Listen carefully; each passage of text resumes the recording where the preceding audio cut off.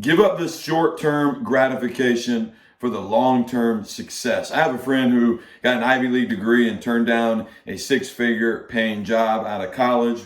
He watched all of his friends go take really good paying jobs, buy the cars they wanted, get the house they wanted, live the lifestyle they wanted, while he went and ate dirt and slowly built his business. 10 years later, those same friends were miserable in their corporate job, doing a job they weren't passionate about, miserable in their personal lives because of that, but they had the nice things, and on the outside it all looked good, while he slowly built his business and built out something he was passionate about, and built something that he could build his lifestyle around, to be the husband, to be the father, to build the lifestyle that he wanted.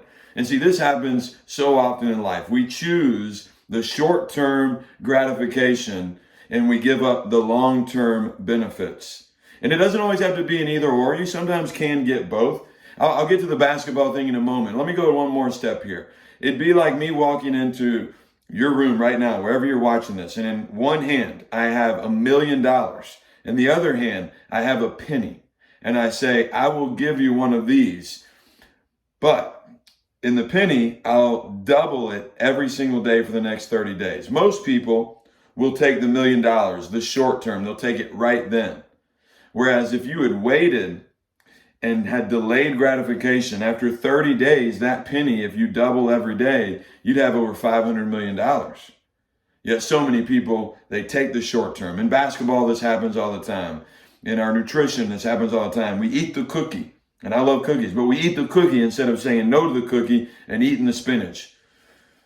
In basketball, I remember when I was in college, I'd be home and I'd be working 6 days a week, and I'd be training, and I played in 2 men's league 2 nights a week. And so oftentimes on men's league night games, I would work out really hard in the weight room earlier in the day.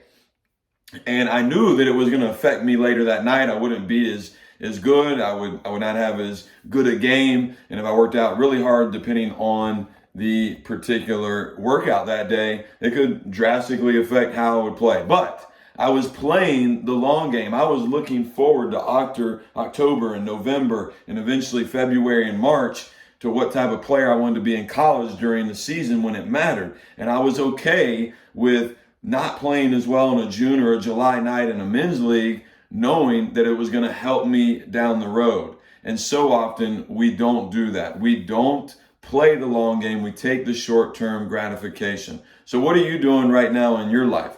Where are you cutting corners in the short term, and it's going to affect you long term? This is an important thing to be aware of and to be able to say no, because oftentimes the short term brings us that success. It brings us that good dopamine hit. We feel good in the moment, but usually what feels good isn't always what's best. And it's usually the easier route, the more challenging route, the more difficult, the harder route, the harder path is usually the better path for us to choose. So do the hard thing, do the hard stuff, build it up, give way to the short-term gratification, and go play the long game with it. Hey, hope to see you in the gym real soon. We're back training, we're getting after it, and hope you'll join us on our Sunday train and some of our other things we got going on. See you in the gym. Have a great week. Take care.